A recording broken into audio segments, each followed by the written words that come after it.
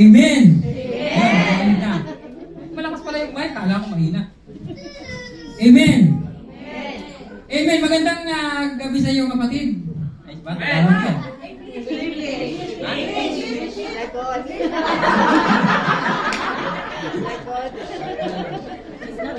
Brother, blessed evening. How are you? Hope to see you again.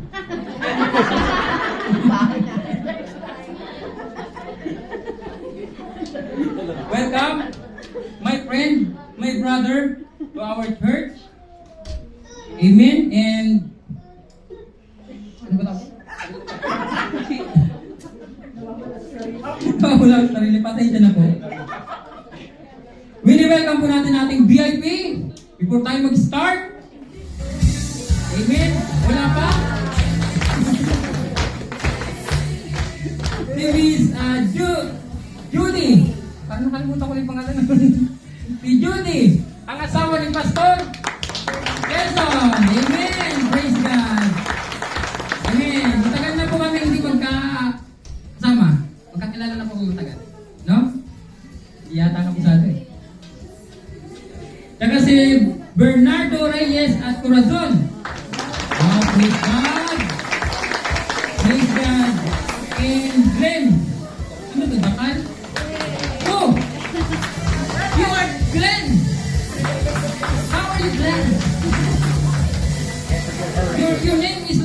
ka now? Oh, Glenn. Nice to meet you. And also, Marisa. Hello. Welcome. Okay. Before we start, picture?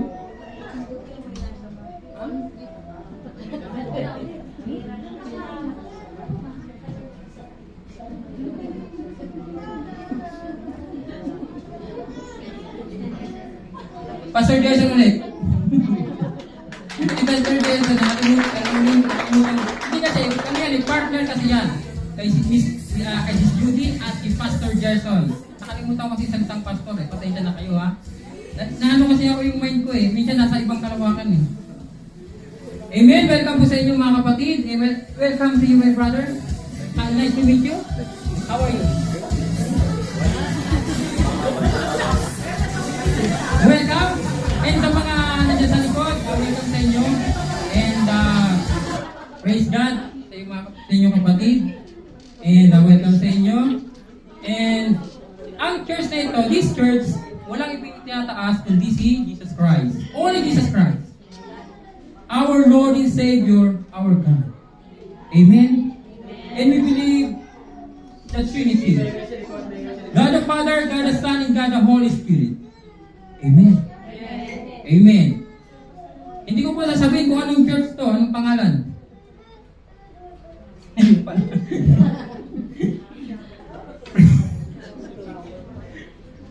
Praise God. Welcome po ulit. Magandang gabi. Magandang gabi sa inyo mga kapatid. Sisters and brothers. Seryoso po tayo ngayon ha. Amen. Ang ating pong pag-uusapan, ang ating tempo ay Vedas. Alam mo na gagawin. I cannot handle it until death. Ang ating theme is stewardship and generosity. Generosity. Meron spelling kapag ano eh.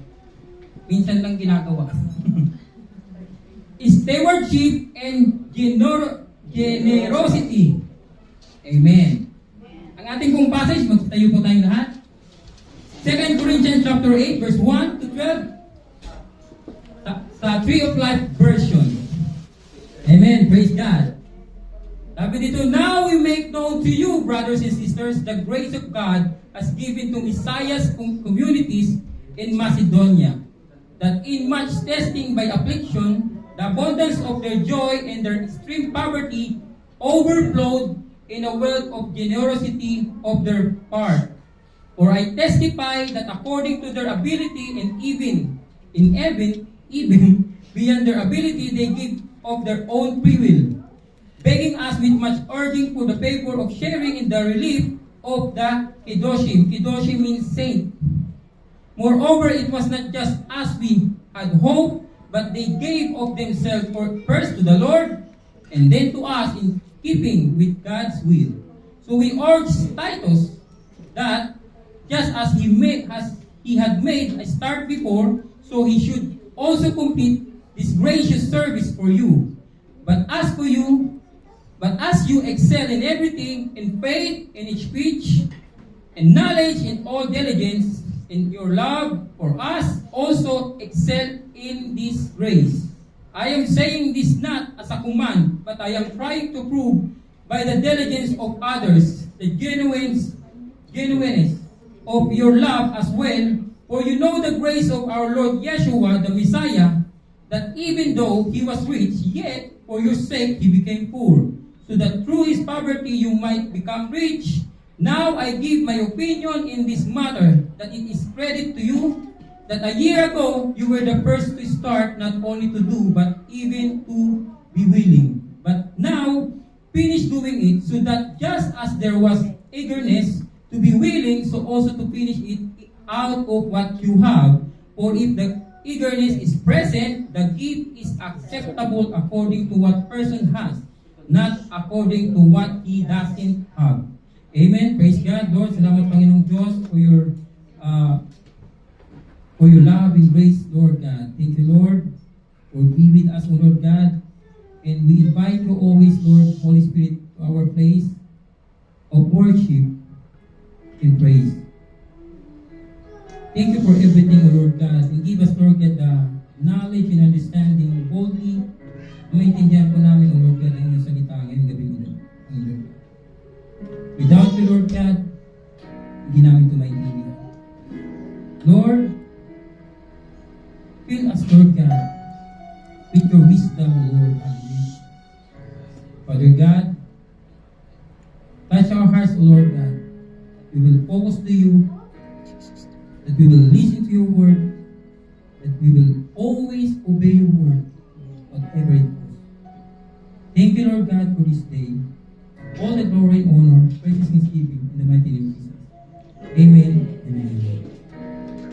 Amen. May sit down.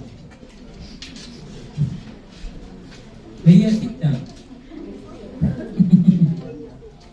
Magsupo po tayong lahat. Amen. Ito pong binasa natin sa 2 Corinthians chapter 8. Ayan po. Verse 1 to 12. Ang story po nito is about giving. Giving, giving, giving. Ito po ang pinagkakabalahan nila. A year before, earlier, Paul had given instruction to the Corinthians about the collection of money. Ang pinag-uusapan natin ngayon, pera.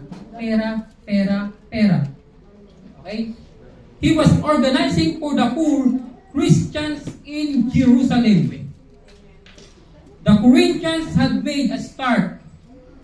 But, in the meantime, they became so concerned with their own difficulties that they neglected their responsibilities in the matter. Now that they have cleared up their local troubles, Paul reminds them of the importance of their exercise in Christian giving. Ang ating pong title is, sobra sa S, Act of Grace. Amen.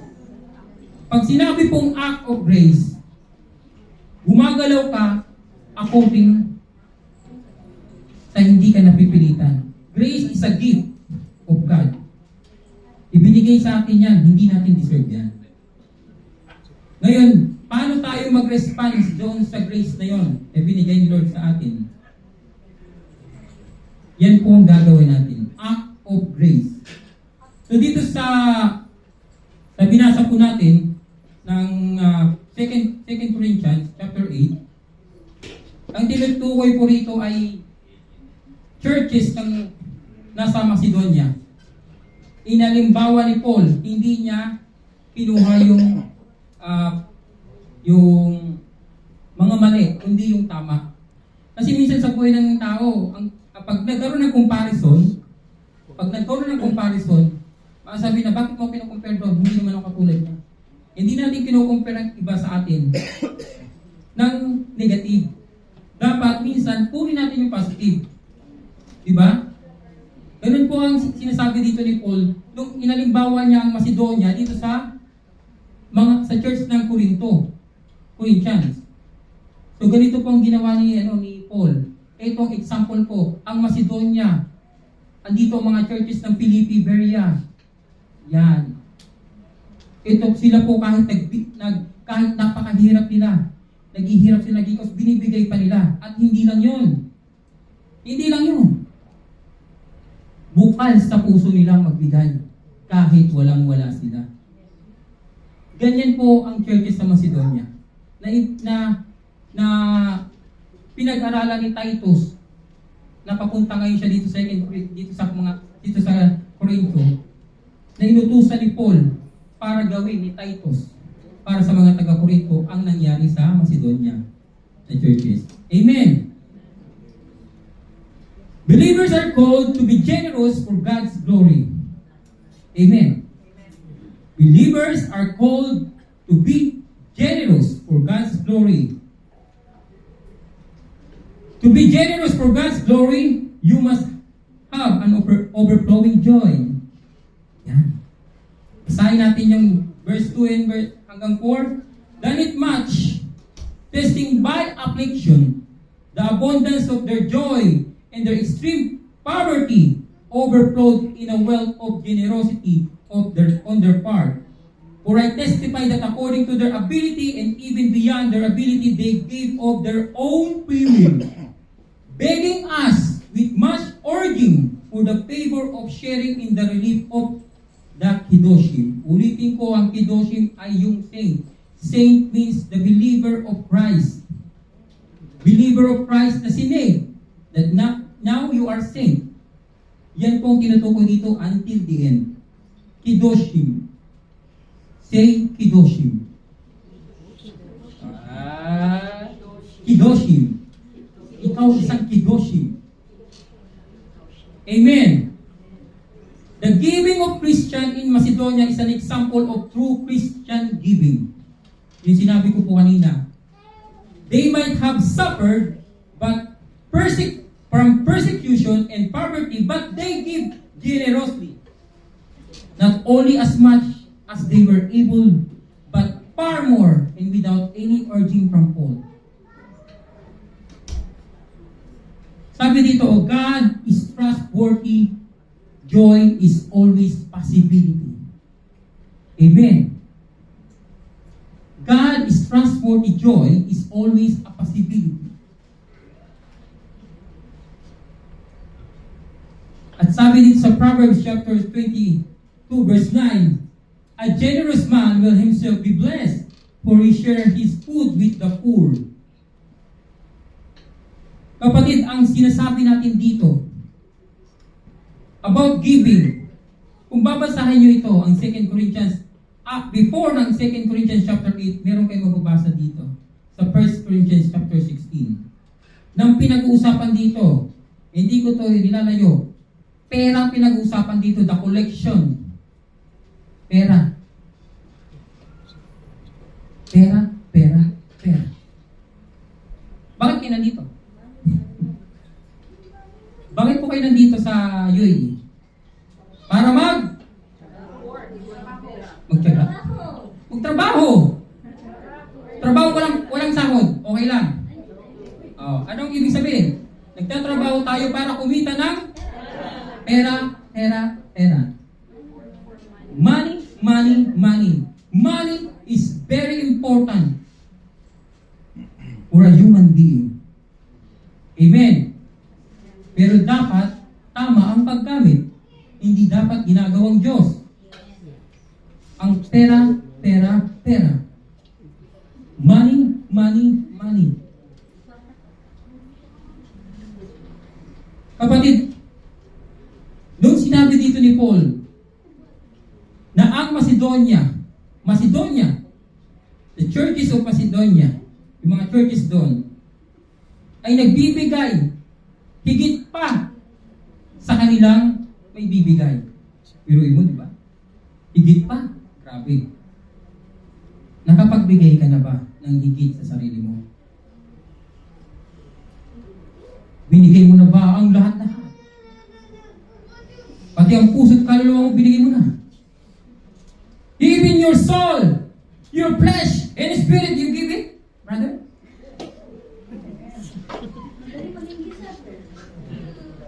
Naibigay niyo na ba nga mga kapatid? Sino nitong nagbigay na lahat?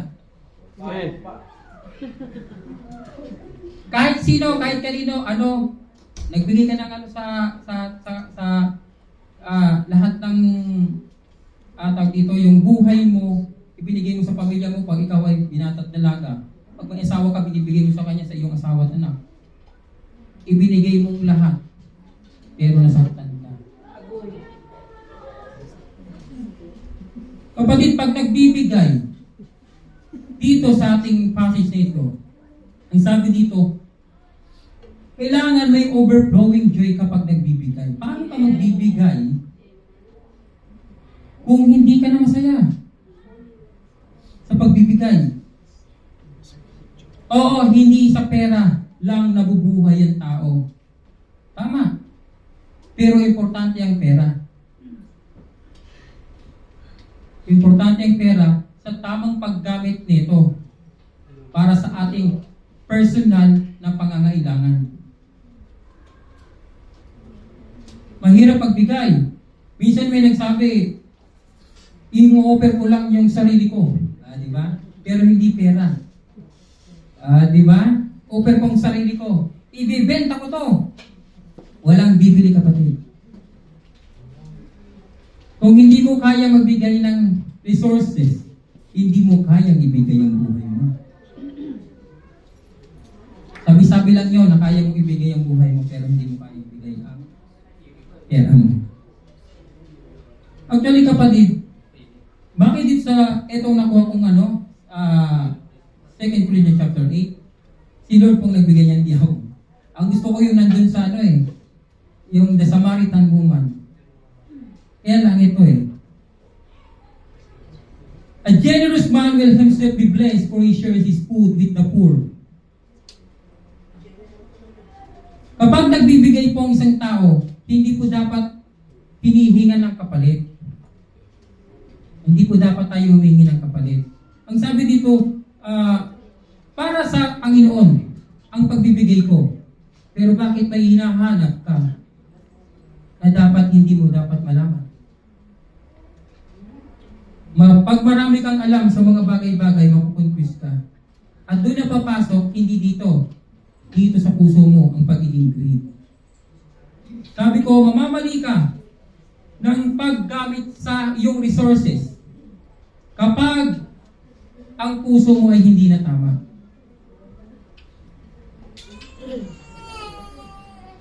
Sabi dito sa Deuteronomy 15:10, give generously to them and do so without a grudging heart. Then because of this, the Lord your God will bless you in all your work, in everything you put your hand to. Give generously.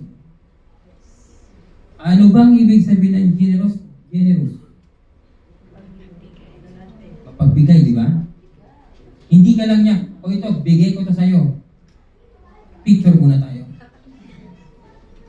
Ang mapagbigay, kapatid, may picture o wala, hindi masama magpa-picture. Pero kung doon lang mo binibigay ang isang bagay, hindi ka pumapagbigay. Mapagsamantala ka. Na dapat ay papuri na yun ay para kay Lord, nagiging para sa iyo. Kaya mapapansin mo, to be generous for God's glory, you have to act sa grace ni Lord.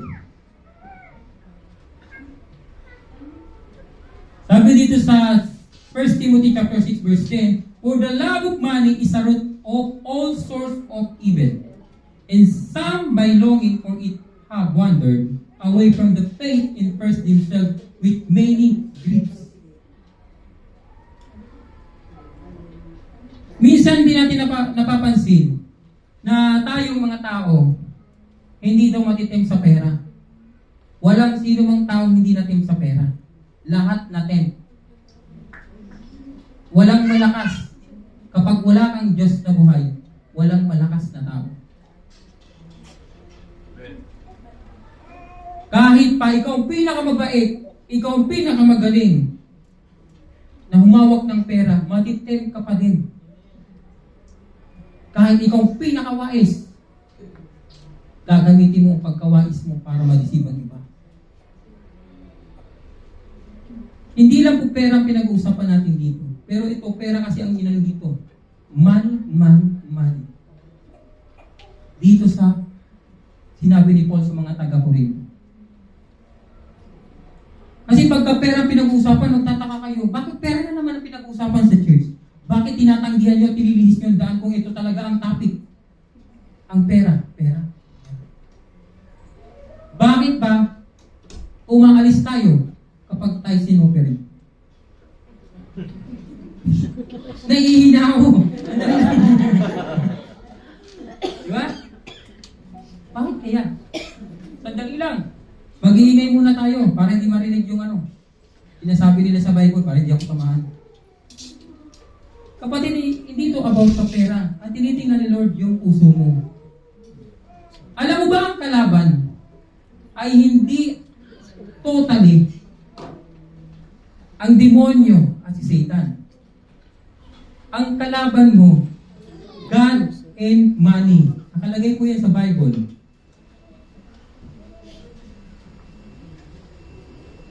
Palagi natin sinisisi ang ang demonyo. Totoo, sisihin natin siya. Pero minsan sisihin mo rin ang sarili mo. Dahil ang kaya lang gawin ng demonyo at ni Satan ay i-deceive ka. Kaya lang napaka-deceiving niya talaga. Sobra. Ang huling desisyon ay nasa iyo.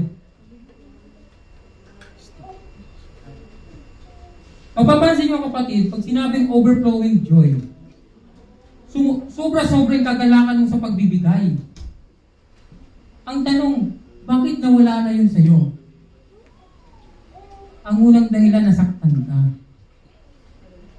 Nasaktan ka, mahirap ibigay ng buo ang sarili mo, especially ang iyong resources sa iba.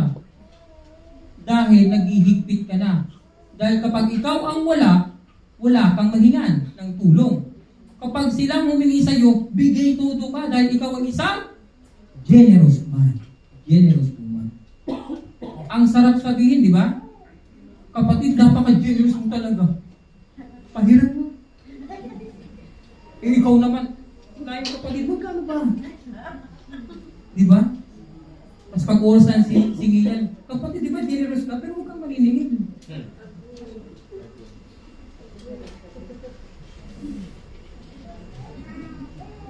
Tingnan niyo po yung next na yan.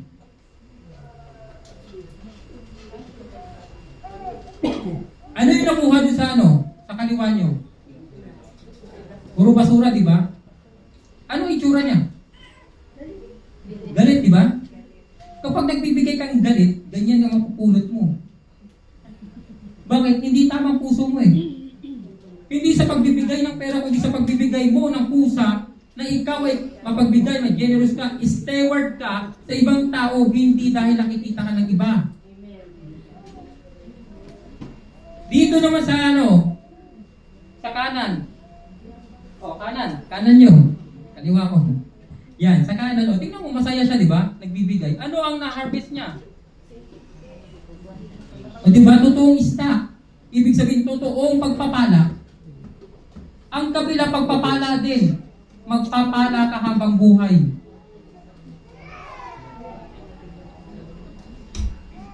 Etong sa kabila, pinagpapala ka palagi. Kasi tama ang iyong pagbibigay. Kapatid, pag nagbibigay ka, kailangan may kagalakan sa puso mo.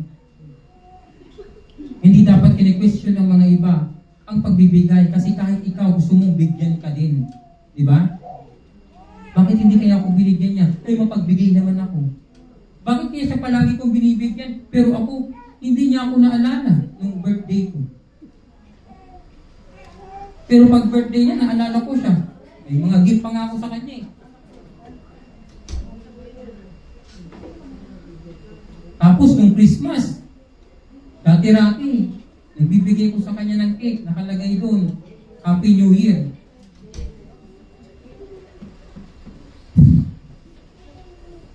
Pero bakit ngayon wala na?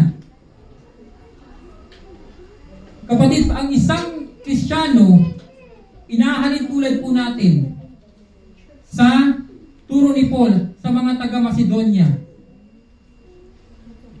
na kapag nagbibigay sila ay taos puso. At ito pa ngayon mababasa niyo yung verse 4. Pakibalik yung verse 4. Yan begging us with much urging for the favor of sharing in the relief of Hidoshim. Alam mo ba ang ginawa ng mga Macedonia? Nakiusap pa, nagbeg pa. Sabi, Paul, tutulong kami sa'yo. Tulungan namin yung mga taga-Corinto. Sige na, please. Tulungan ko sila. Alam mo ba, ganun sila pag tumulong. Nakikiusap pa. Hindi yung, Paul, bahala ka dyan. Hindi ko sila tutulungan. Huwag kang lumapit sa akin. Sa kanila iba. Ang churches sa Macedonia, ganito ang ginagawa. Talagang nagbibig sila para tumulong. Hindi para tulungan. Kapatid, ang attitude po ng Christian dapat, ang ginagawa natin, tayong tumulong. Huwag na tayo mag-isip na, kailangan ba nito ng tulong? Pero ito kasi ang nangyayari sa tao. Tayo Christian. nakabase ka pa din sa old system mo. Bakit? May experience ka eh. Hindi naman binura yun. Yung experience na yan na nagbibigay at nag-hindrance sa'yo para tumulong na totoo. Pakawalan mo. Magtiwala ka sa Diyos. Kasi pag iniisip mo na, pag tinulungan ko to, hindi na, lulukuhin din ako nito. Pag tinulungan ko to, susunod, tatakbuhan ako nito. Actually kapatid, okay. Advance yung isip mo, nangyari sa past mo. Gusto mo lagi, para hindi mangyari sa future mo, sa present mo, binablock mo na. Kaya lang, hindi yan ang gusto ni Lord. Ang gusto ni Lord, pinagpapala ka, i-share mo ang pagpapala. I-share mo. Hindi yan pinagdadamot. May mga, ito sa mga cell group, ito, kasi nandun ako sa Warriors of God eh. Minsan, nag-ano pa sila ng pagkain eh. Di ba yung ibang cell group? O ikaw ang taya, ikaw. Sa kanila, hindi eh. O ikaw, hindi ikaw ang ano ha. Hindi mo bibigay ako. O ikaw, hindi ka. Hindi mo bibigay ako. Lahat sila nagbibigay ng pagkain. Walang kahit may naka-assign. Kahit kung hindi naka-assign, nagbibigay. Mapipigilan mo ba? Yun ang nakikita ko sa 2 Corinthians chapter 8 dun sa churches ng Muslim Macedonia. Ang pagbibigay ay hindi mo kailangan i-equal o ipantay dun sa iba o para higitan. Makikita sa puso mo kung totoo kang nagbibigay para sa kaluwalhatian ni Lord. Amen. Puro pagbibigay yung pag-uusapan natin. Ang sabi dito sa Psalms chapter 16 verse 11, "You make known to me that the path of life, you will fill me with joy in your presence, with eternal pleasures at right hand." Sabi dito, God reveals the true path of life and fills us with overflowing joy in His presence. Kapag sinusunod mo si Lord, according kay Lord at hindi according sa experience mo, nung unbeliever ka pa ngayong believer ka, hindi tinanggal, inulit ko, hindi tinanggal, hindi ka nagkaroon ng amnesia para mawala yung sakit at yung pangluloko ng iba sa iyo. Hindi tinanggal ni Lord yan. Ginawang lesson sa iyo. Pero ang sabi niya, magbigay ka according sa gusto ko, ang sabi ni Lord. Ang gusto ni Lord, magbigay ka.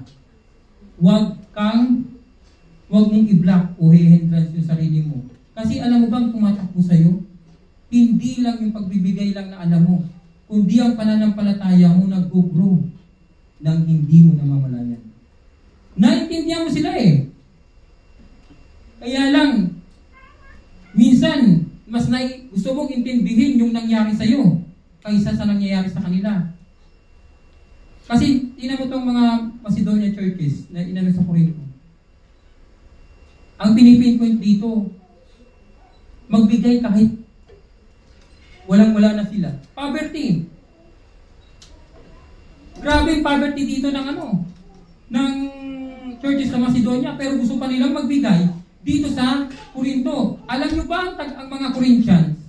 Meron silang bibigay. Ayaw lang nilang magbigay, nakakalimutan nilang magbigay. Saan? Dahil busy sila sa mga bagay-bagay. Kaya minsan papansin nyo, bakit ang church, bakit kailangan magbigay sa church? Kung ang sapatos ni pastora o bag ni pastora ay doon lang mapupunta. Minsan kasi ganun ang thinking ng iba. Kasi naghahanap ng butas ang taong hindi nagbibigay. Ang taong mapagbigay, hindi maghahanap ng butas yan. Ang hahanapin niya, paano pa ako, Lord, sa'yo magbibigay ulit? Amen. Hindi yung hanapin mo yung gusto mong ikaw ang madeceive. Gusto mong patakbuhin yung faith mo, pero hindi tumatakbo ang faith mo. Ito tumatakbo, puro confusion. Kapatid, hindi tatakbo ang church kapag walang resources ninyo. Yan po ang katotohanan. Hindi yan kaya ng servant ni Lord lang. Si Lord nagbigay sa servant niya, which is pastors, leaders. Okay, nagbigay siya. Pero hindi niya binigyan niya ng financial needs na pera o ano doon. Ang binigyan niya sa kanila, ay goal, purpose, para ma-reach out ang mga tao patungo sa kanya. At para ituro ang totoong giving na binigay ni Lord sa atin. Sabi dito sa pangalawa, to be generous for God's glory, you must have trust God, the great provider. In verse 89, I am saying this not as a command, but I am trying to prove by the diligence of others the genuineness of your love as well. For you know the grace of our Lord Yeshua the Messiah, that even though he was rich, yet for your sake he became poor, so that through his poverty you might become rich. There are no rules for force Christian to give. Wala pong rules para pwersahin ka. Nakalagay din sa 2 Corinthians chapter 9 verse 7. It is not compulsory. Hindi ka dapat napipilitan at napipwersang magbigay. Dahil si Lord nung dumating dito, hindi niya pinwersa tayo, tanggapin natin siya. Pumunta siya dito para gamitin ang privilege, tanggapin natin siya. Kaya tayo nandito. Dahil nag-response tayo sa grace na binigay niya. The issue, kapag nagbibigay si Lord, it is out of love sa Kanya. True love, Christ gave everything, leaving the glory of heaven for a simple world, so that He might save sinners and give them a share in His riches. Di ba sabi ni Lord, naging mayaman tayong lahat, at siya'y naging dukha. At sa pamamagitan ng kanyang pagiging dukha, hindi ka kailanman na magiging dukha. Mananatili kang mayaman sa kanyang piling. Ang sinasabing kayamanan na ito na hindi kayang kunin ng kaaway ang iyong salvation. Kaya ka nagbibigay, kapatid. Kaya ka may overflowing joy sa iyong puso. Kasi nagre-response ka doon sa grace ni Lord. Kung maintindihan nyo doon sa cross of the Calvary, bakit niya ginawa yun doon? Bakit nandun siya? Na pwedeng ikaw naman ang nandun. Ang lakas ng sabihin ng tao, kaya ko yan. Ano tawag doon? Ano tawag dito? Penitensya. Penitensya. O di ba? Kahit di ko alam yung penitensya eh. Ganyan. Yan. Maggaganyan sila. Kasi kaya din nila. Magpapapako sa krus, kaya din nila. Yung ginawa daw ni Jesus Christ in the cross of the Calvary ay kaya nila. It is a blasphemy. Walang may kaya nun. Wala. May kahit isang tao dito. Si Lord lang ang may kakaya naman. Bakit? Kahit pa maghapon kang nakaano doon, hindi tatanggapin ang sacrifice mo ng Diyos. Bakit? Isa kang makasalanan.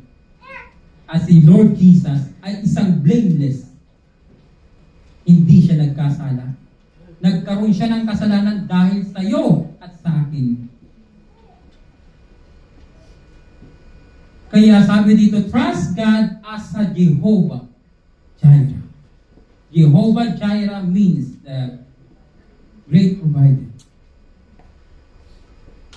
Sabi dito sa Genesis chapter 22 verse 14, and Abraham called the name of the place, the Lord will provide, as it is said, to this day, in the mount of the Lord it shall be provided. Kapatid, pag naghihikahus ka, hindi ko sinasabing wag mong isipin ng future. Wag mong pangunahan anong iniisip mo in the future. Isipin mo si Lord. Mas higit siya kaysa sa iniisip mo na mas magaling ka pa sa Kanya.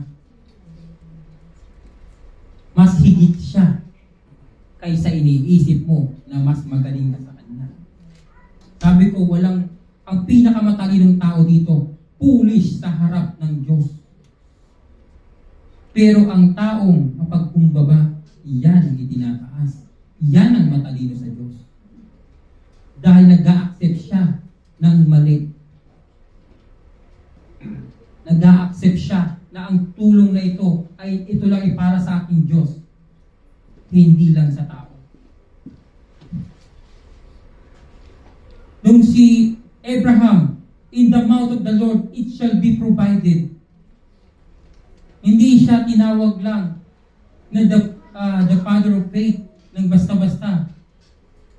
Maraming testing sa buhay ni Abraham. Ganon din sa atin mga kapatid, sa inyo.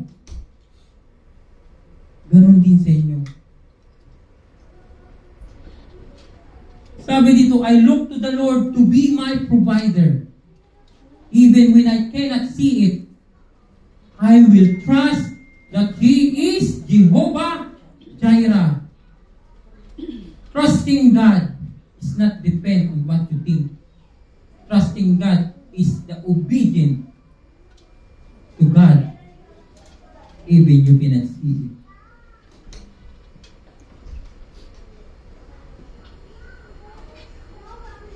Alam niyo ba yung ginawa ni Lord? Sabi dito sa 2 Corinthians chapter 8 verse 9, for your sake He became poor so that you, by His poverty, you might become rich. Ang provider po na sinasabi dito, nag-provide siya ng way para hindi ka mapunta sa wala. Mapunta sa isang hindi dapat puntahan ng isang tao. Mapunta sa ayaw mo.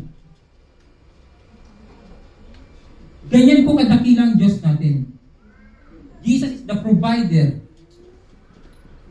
Alam niya kung anong pangangailangan natin. Alam niya anong ang kulang sa atin. Jesus richly provides for all of your needs so that you may be generous to others.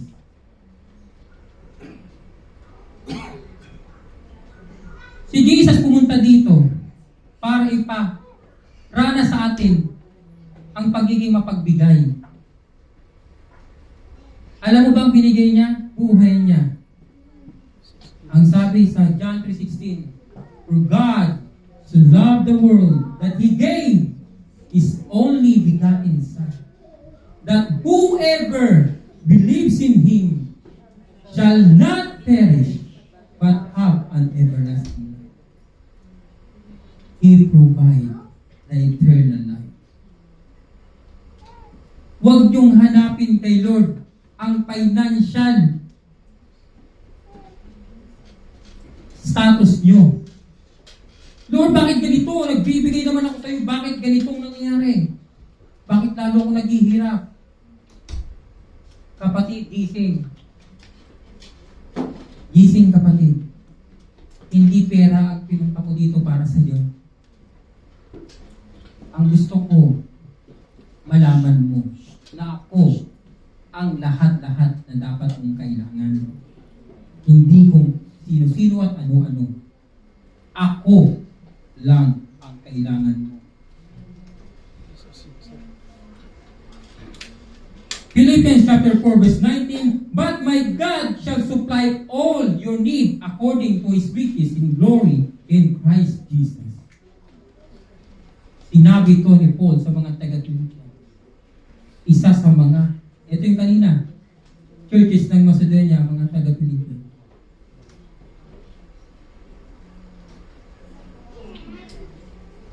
God is my provider today, tomorrow, and always. Amen. Kapatid, ang Panginoon natin, huwag niyong iwawala sa sarili niyo na ang pagbibigay ay titingin kayo sa tao. Tingnan niyo si Lord. Amen. Ang itinuturo ng church, you have to focus to God and trust in Him. Whatever it costs, even your resources. Kaya mong ibigay ang resources mo? Kaya mo nang ibigay ang life mo. Pero kung di mo kaya ibigay ang resources mo, hindi maniniwala sa si Lord na kaya mong ibigay ang buhay mo sa Kanya. Alam mo ba, this is a testing of faith. Kasi kung walang testing of faith, sana pare-parehas tayo pupunta ng langit at wala na siyang salitang ibibigay dito. Kaya niya tinitesting yung faith natin kung sino ang faithful na magsiserve sa Kanya through giving. Pag pinag-uusapan, kasi ulit ko yung kanina, pag pinag-uusapan ng giving, maraming tumatakbo, umaalis.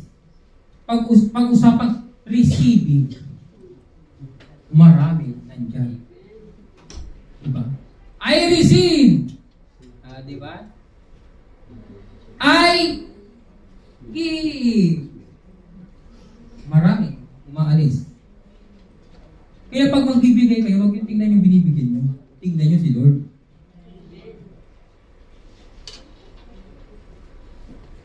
Sabi sa pangatlo, to be generous for God's glory, you must have eagerness to give.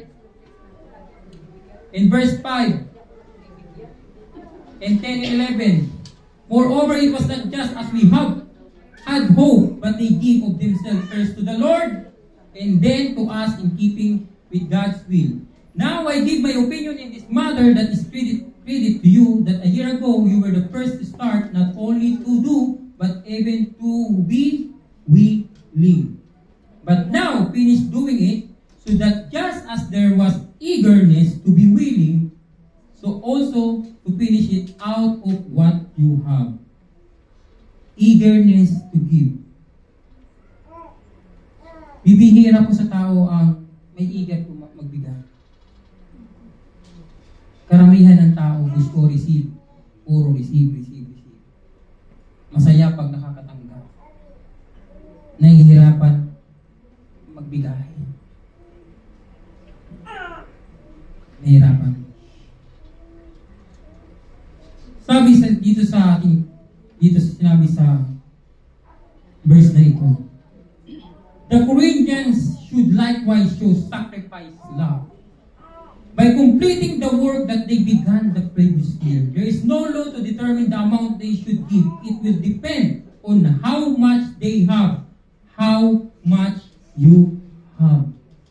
Eagerness to give. Pag nagbibigay ka, dapat iisipin mo kung kanino-kanino yung binibigay. Kasi kung iisipin mo yun, ay hindi pala to akin. Di ba?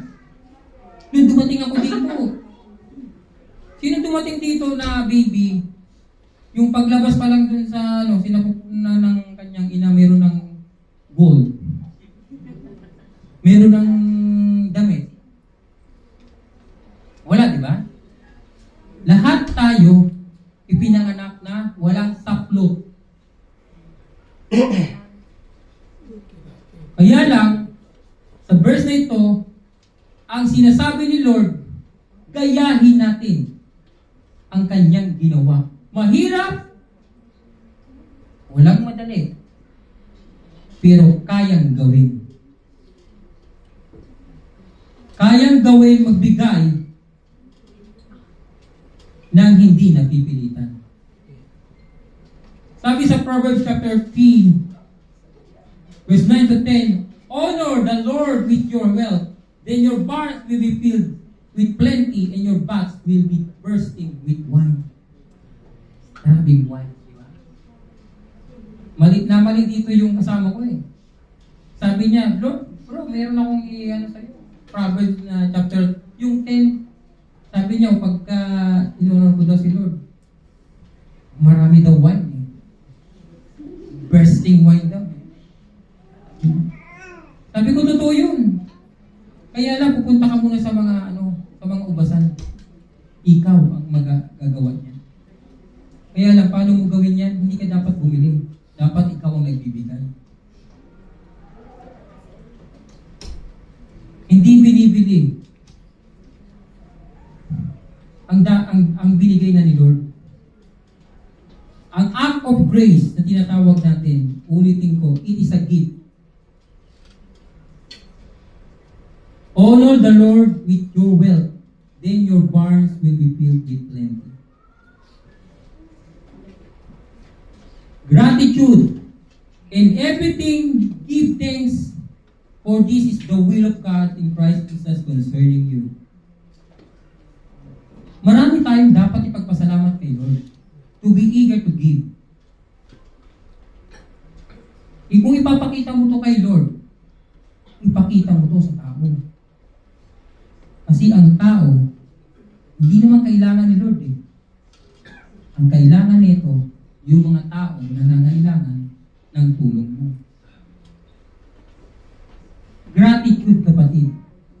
Give things to God.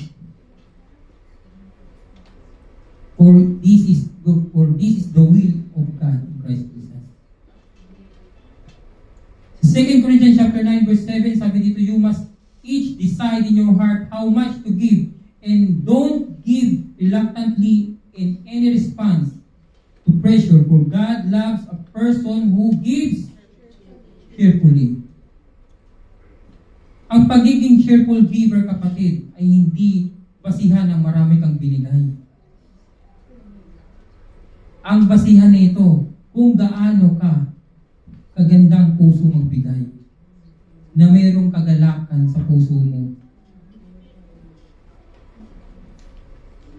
Our willingness to give matters more than the amount we have to offer. Ulitin ko, our willingness to give matters more than the amount we have to offer. Yung willingness po ninyo, yun po ang talagang matter. Kaysa yung i-offer nyo lang na bibilangin nyo. If you're willing to help, help them. Don't anything twice.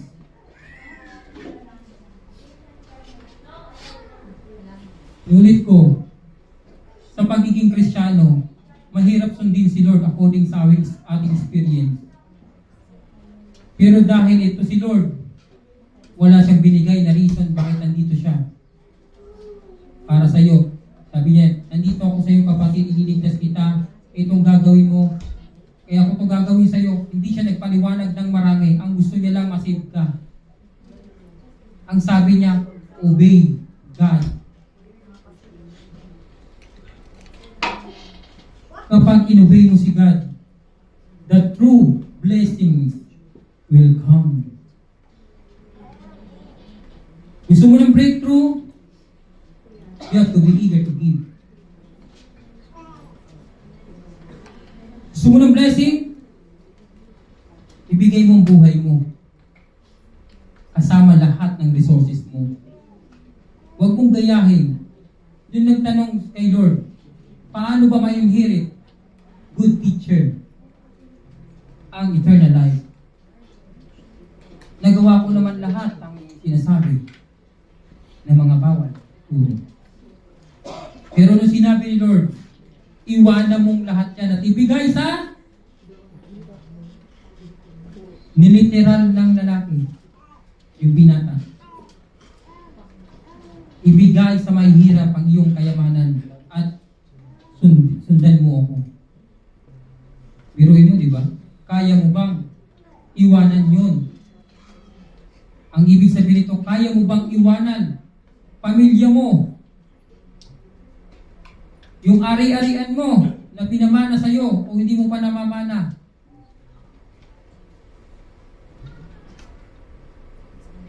O yung trabaho mo na napakalaki ng sahod? O yung respeto ng ibang tao na hindi kailanman mapapalitan para sa iyo. Kapatid, kung kaya mong iwanan yun para kay Lord, the true blessings will come. Kapag nagsisigi tayo, pag nag-church tayo, ang isipin natin, sama-sama tayo nagpupuri kay Lord. Pag tumingin ka sa kabila, bakit ang ganda ng putis niya? Pag tumingin ka sa kanan mo, bakit ang ganda ng damit niya? Bakit ako hindi? Bakit? Kapatid, don't compare yourself to others. Kung magiging sakit lang sa iyo. Ikumpara mo yung sarili mo sa kahapon mo, sa dati mong ikaw. Kung gaano ka binless ni Lord, kung gaano ka pinagpala ni Lord, nung dati ka at ngayon. Tanungin mo ang sarili mo, kung noon at ngayon parehas pa din. Bakit ba, Lord? Sasabihin sa ni Lord, hindi ka kasi nagbibigay, anak. Ibigay mo sa akin ang buhay mo.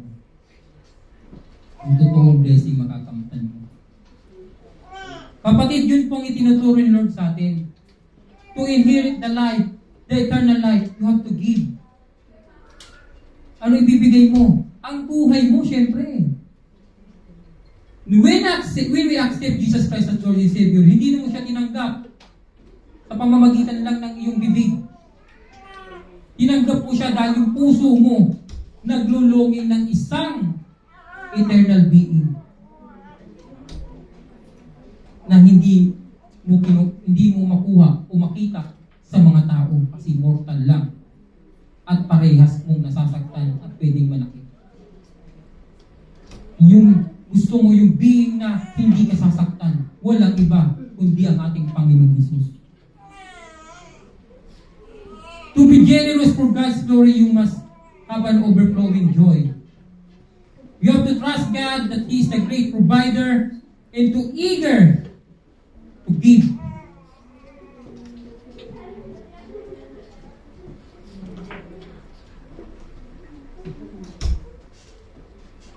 Alam niyo ba kapatid, mahirap magbigay sa umpisa. Minsan nga, may tayo mamaya dito about sa tithes and offering. Kasi ang ano natin, tawag dito, stewardship and generosity. Hindi ka pwedeng maging steward kung hindi ka generous. Hindi ka rin pwedeng maging generous kung hindi ka steward. Hindi nyo pwedeng paghiwalay ng bagay na yun. Hindi pwedeng inililihim ang pagbibigay lang. Kasi yung iba gusto ilihim. Tama, maganda ang ano mo. Kaso lang kumakalat ang ano mo ang pangalan mo na ikaw isang tao mapagbigay. Masama bang ikalat ang ano mo? Nung dumating si Jesus Christ, sabi ng mga pinagaling niya, huwag mong sabihin doon kasi hindi pa oras. Sinabi, di ba? Yung sa atin naman, kapag sinabi na mapagbigay ka, magandang feedback sa iyo, okay yun. Paano kung di ka di ka nagbibigay? Di ba? Paano? Kaya kapatid, ang iiwan ko sa inyong conclusion dito, ang pagbibigay ay hindi dapat sa pilitan. Walang sinabi si Lord na bawal magbigay. Ang sabi niya, huwag pilitin, hindi sa pilitan ang pagbibigay. Mali man ito, buhay mo man ito, talent mo man ito, kahit ano pa yan. Nakakaano man sa church, marami tayong sinisisi. Ang church. Na-open ka sa isa, na-open ka sa dalawa, aalis ka na. Kawawa naman yung pastor mo. Na walang kamuang-muang sa pag-alis mo.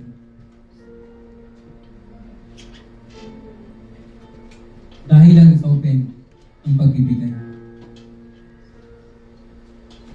Huwag natin ilihis ang daan sa pagbibigay. Ang pagbibigay, kailangan ng church yan. Kapatid, sabihin ko sa inyo, importante kayo sa church. Importante kayo. Napaka-importante nyo sa church. Every individual in the church is important to God. Lahat welcome. Yan ang katotohanan. Kaya lang, huwag kang magpa-importante. Dahil hindi lang nakuha yung gusto mo. Marami kayang sasabihin at marami kang gagawin para hindi ka makita. Tandaan nyo kapatid, ang pagbibigay, ituon nyo lagi kay Lord. Hindi kung kanino-kanino tao. Nagtutulungan tayo sa church to reach out more souls. To reach out Yung mga naliligaw na kaluluwa. Wala tayong purpose lang dito para maging famous. Alam niyo ba kung gusto ko lang talagang yumaman ako? Nag-artista na ako. Bakit? Katulad na ba nila Piolo maging artista? Tandaan nyo, pag walang gwapo, pag wala? Oh, hindi pwedeng paghiwalay yung dalawa. Hindi pwede. Kaya kapatid, mataba ka, payat ka, lahat tayo dito ay pantay-pantay sa paningin ni Lord. At kung magbibigay ka, siya lang ang titingnan mo. Kasi pantay siya kung magbigay sa iyo. Hindi ka mawawala kahit kailan. Amen? Glory to God.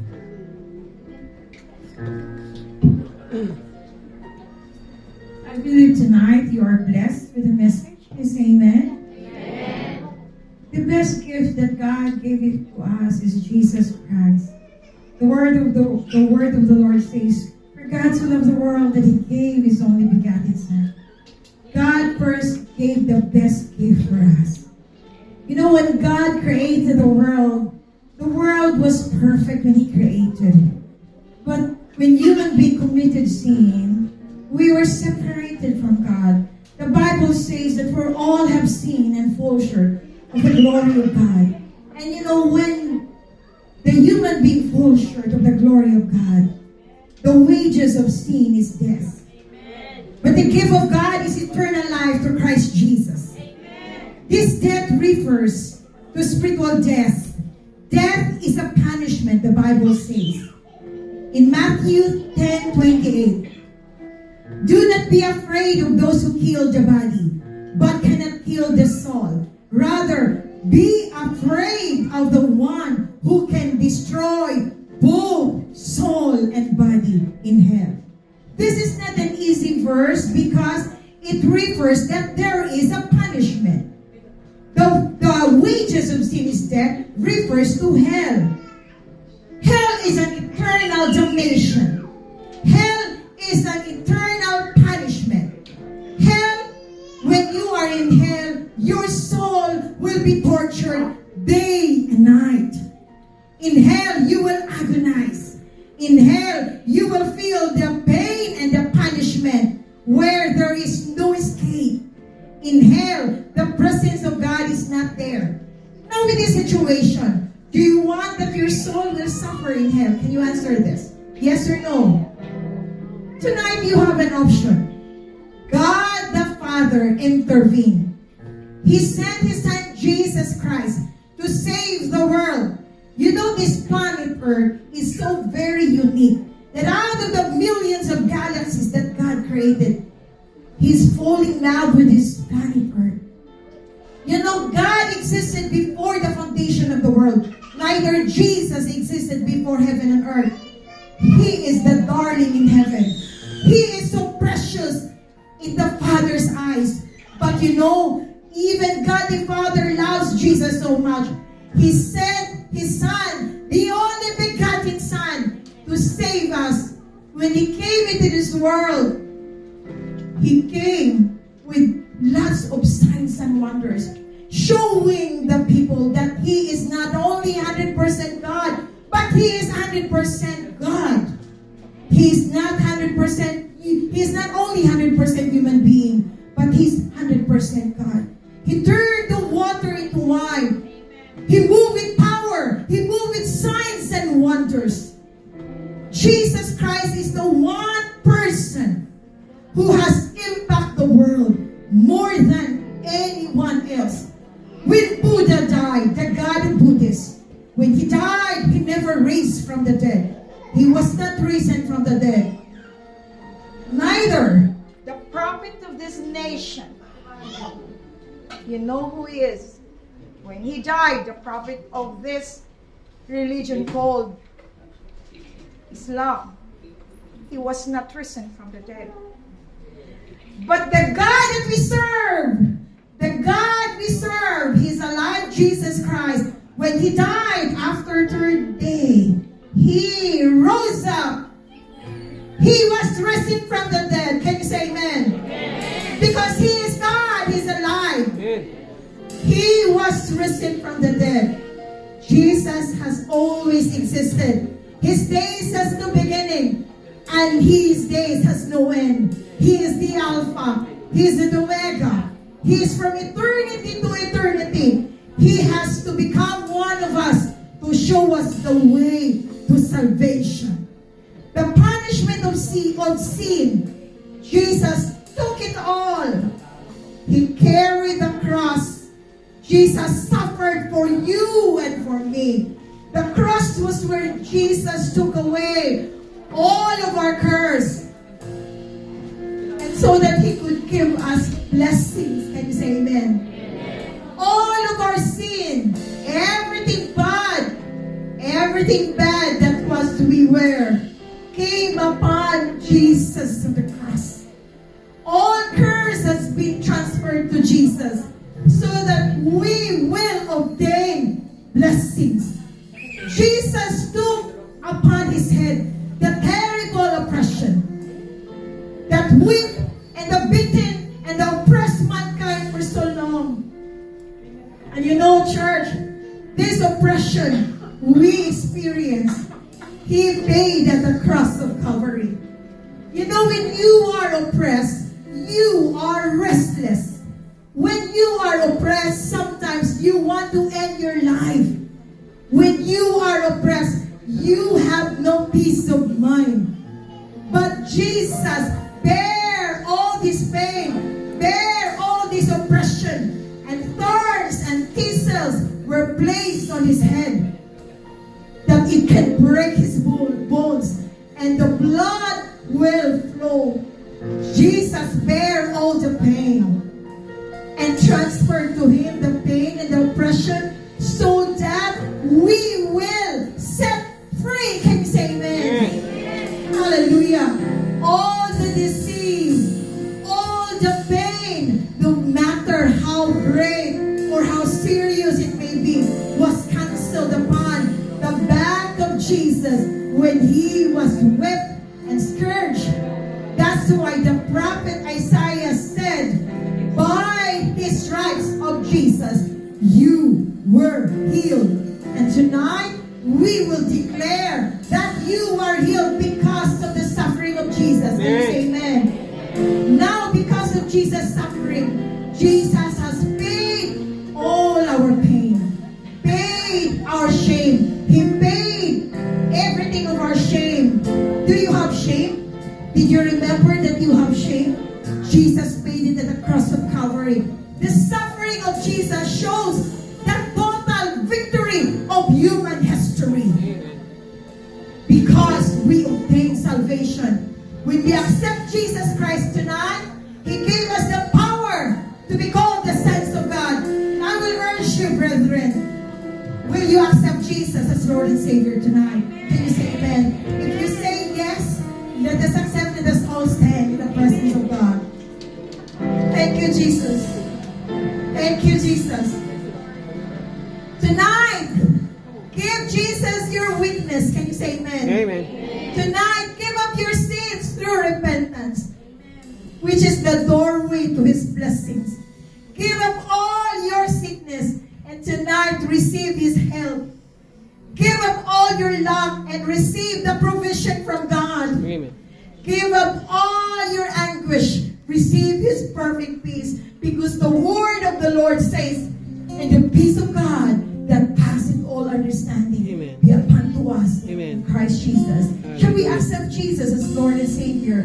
Say this Amen. prayer before me. Lord Jesus, Lord Jesus, I accept you I accept you as my Lord as my Lord and Savior. and Savior. Come into my life. Come into my life. Live into my life. Live into my life. Thank you Thank you that you died on the cross that you died on the because of my sins. And now Now I am forgiven. I am I am free. I am free. And I believe I believe that I will obtain I will obtain the eternity the eternity through Christ Jesus, Christ Jesus, my Lord and Savior. Lord and Savior. Can we give a clap offering for God? Thank you, Lord.